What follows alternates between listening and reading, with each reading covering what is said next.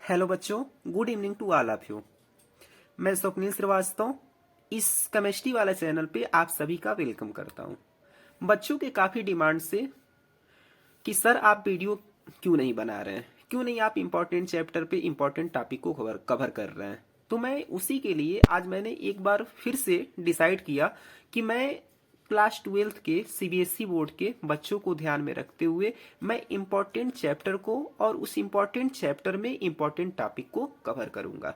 तो हम स्टार्ट करने वाले हैं इनऑर्गेनिक केमिस्ट्री का ही पोर्शन, जिसमें आपको दो चैप्टर पूछे जाएंगे आपके पेपर में। एक आपका कोऑर्डिनेशन कंपाउंड होगा और दूसरा आपका D and F block element होगा। और दोनों चैप्टर आपको इजिली 14 मार्क्स आपको दे देंगे, यानी कि इजिली 14 मार्क्स आपको देंगे। तो हम कोऑर्डिनेशन कंपाउंड को स्टार्ट करने वाले हैं और उस कोऑर्डिनेशन कंपाउंड में इंपॉर्टेंट टॉपिक को कवर करने वाले हैं। तो आज का मेरा इंपॉर्टेंट टॉपिक होगा वर्नर्स थियरी। तो चलिए हम वर्नर्स थियरी के बारे में जानते हैं। तो अगर हम वर्नर्स थियरी के बारे में बात करें तो साइंटिस्ट का फुल नेम था अल्फ्रेड वर्नर। अल्फ्रेड वर्नर साहब बोलते क्या है, वो हमें ये बताते हैं कि जो आपकी वैलेंसी होती है वो दो टाइप की होती है। यानी यहाँ पे एक क्लियर वर्ड में लिखा है कि Werner proposed the concept of primary valency and secondary valency. यानी कि वर्नर साहब हमें वैलेंसी के बारे में बताते हैं कि आपकी वैलेंसी दो टाइप की होती है, एक प्राइमरी वैलेंसी होता है और सेकेंडरी वैलेंसी होता है। अब बात हम ये कर लेते हैं कि प्राइमरी वैलेंसी क्या होता है। तो प्राइमरी वैलेंसी जो होती है वो आयोनाइजेबल होती है, यानी कि primary valency is ionisable, primary valency is ionisable and it is equal to the oxidation number of central metal atom. अब आप ये पूछ सकते हैं कि सर ऑक्सीडेशन नंबर का मतलब क्या होता है। तो आप इजी वर्ड में याद रखेंगे कि ऑक्सीडेशन नंबर मीन्स ये होता है कि चार्ज ऑन एनी स्पीसीज। अब वो स्पीसीज क्या हो सकता है, एटम भी हो सकता है, मॉलिक्यूल भी हो सकता है, आयन भी हो सकता है। यानी कि किसी भी एटम के ऊपर जितने चार्ज होते हैं वही उसका ऑक्सीडेशन स्टेट होता है। क्लियर है। यानी कि पीवी क्या होगी, पीवी जो होगी वो आयोनाइजेबल होगी और ये किसके इक्वल होगी, oxidation number of central metal atom के। मैं अभी आपको बताऊंगा कि सेंट्रल मेटल एटम क्या होता है। अब हम बात कर लेते हैं सेकेंडरी वैलेंसी के बारे में। तो क्या लिखा है, secondary valency is non ionisable and it is equal to the coordination number of central metal atom. यानी कि जो सेकेंडरी वैलेंसी होती है वो नॉन आयोनाइजेबल होती है। प्राइमरी वैलेंसी क्या होती है, आयोनाइजेबल होती है, बट सेकेंडरी वैलेंसी क्या होती है, नॉन आयोनाइजेबल होती है and it is equal to the coordination number of central metal atom. अभी मैं बताऊंगा कोऑर्डिनेशन नंबर क्या होता है। तो चलिए हम बारी बारी जो मैंने आपको ये फर्स्ट बताया और जो मैंने ये सेकेंड बताया उसके बारे में बात कर लेते हैं कि कैसे हम पीवी और एसवी को फाइंड आउट करते हैं। तो पीवी का मतलब क्या होता है, पीवी का मतलब होता है कि ये सेंट्रल मेटल एटम के ऑक्सीडेशन नंबर के इक्वल होती है। जैसे होता क्या है कि उस समय ज्यादा कोऑर्डिनेशन कंपाउंड, मतलब कि ज्यादा कोऑर्डिनेशन कंपाउंड की डिस्कवरी नहीं हुई थी। तो वर्नर ने सबसे पहले कोबाल्ट को लिया, अमोनिया को लिया और क्लोरीन को लिया और उससे कंपाउंड को डेवलप किया। तो वो आपका पहला कंपाउंड आपके सामने लिखा हुआ है। इसका मैं नेमिंग के ऊपर बात नहीं कर रहा हूं, नेमिंग के ऊपर मैं आपको अलग से वीडियो बना के दूंगा। तो क्या लिखा है कि सबसे पहले जिसका आपको ऑक्सीडेशन नंबर निकालना है उसको मैं क्या मान लूंगा, यक्स मान लूंगा। उसको क्या मान लूंगा, यक्स। फिर इसका काम हो गया तो यहाँ पे क्या लगा देंगे, यक्स प्लस लगा देंगे।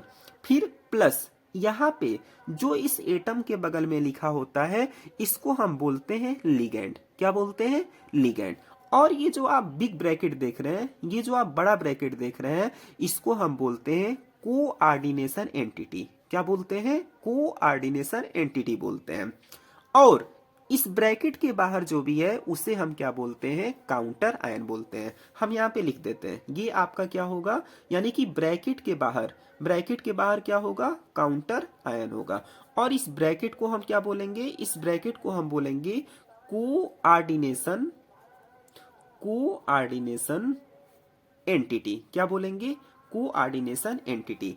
और इस ब्रैकेट के अंदर ये जो आपका पहला एटम है इसी को हम क्या बोलते हैं, सेंट्रल मेटल एटम बोलते हैं। और इस सेंट्रल मेटल एटम के जो बगल में है उसे हम क्या बोलते हैं, उसे हम बोलते हैं लिगैंड। क्या बोलते हैं बच्चों, लिगैंड बोलते हैं। तो वर्नर ने क्या बोला कि जो प्राइमरी वैलेंसी है वो इस सेंट्रल मेटल एटम के ऑक्सीडेशन नंबर के इक्वल होगी। तो अब इसका ऑक्सीडेशन नंबर निकालना है तो इसको हम क्या मान लेंगे, x+6 इंटू ये आपका न्यूट्रल लिगैंड होता है और न्यूट्रल लिगैंड के ऊपर कोई भी चार्ज नहीं होता है, क्योंकि हमने पहले ही बोला कि ऑक्सीडेशन नंबर का मतलब होता है कि किसी भी एटम के ऊपर कितना चार्ज है या फिर किसी मॉलिक्यूल के ऊपर कितना चार्ज है। तो अगर आप NH3 को देखेंगे तो NH3 के ऊपर कोई भी चार्ज नहीं होता है, इसलिए 6 इंटू क्या लिखा, 0। फिर यहाँ पे क्या करेंगे, प्लस। अब बाहर कितना क्लोरीन है, 3, तो 3 इंटू क्लोरीन के ऊपर चार्ज कितना होता है, -1 इज इक्वल टू, क्या पूरे कंपाउंड के ऊपर कोई भी चार्ज है, तो आप कहेंगे सर नो कोई भी चार्ज नहीं है, तो यहाँ पे क्या लिखेंगे, 0। अब यहाँ पे x की वैल्यू फाइंड आउट कर लेंगे तो क्या होगा, +3, यानी पीवी कितना निकल के आ गया, +3। अब हम दूसरे कॉन्सेप्ट के ऊपर बात कर लेते हैं जो आपका क्या है, सेकेंडरी वैलेंसी। अब सेकेंडरी वैलेंसी क्या होता है, सेकेंडरी वैलेंसी जो होती है वो इस सेंट्रल मेटल एटम के कोऑर्डिनेशन नंबर के इक्वल होती है।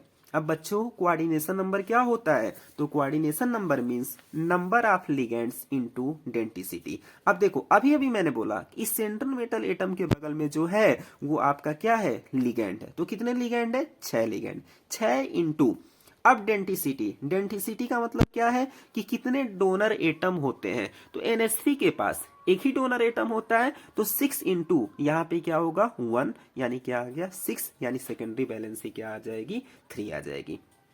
इस तरीके से मैंने आपके सामने वर्नर्स थियरी को कवर किया। अब मैं नेक्स्ट वीडियो में बात करूंगा कि इसका स्ट्रक्चर हम कैसे बना सकते हैं। क्योंकि आप ये जानते हैं कि वर्नर ने कोई भी स्ट्रक्चर के बारे में मतलब हमें कुछ भी नहीं बताया, लेकिन वैसे ही हम स्ट्रक्चर को बना देते हैं, कहीं भी हम बॉन्ड को बना देते हैं, उसमें कोई प्रॉब्लम नहीं है।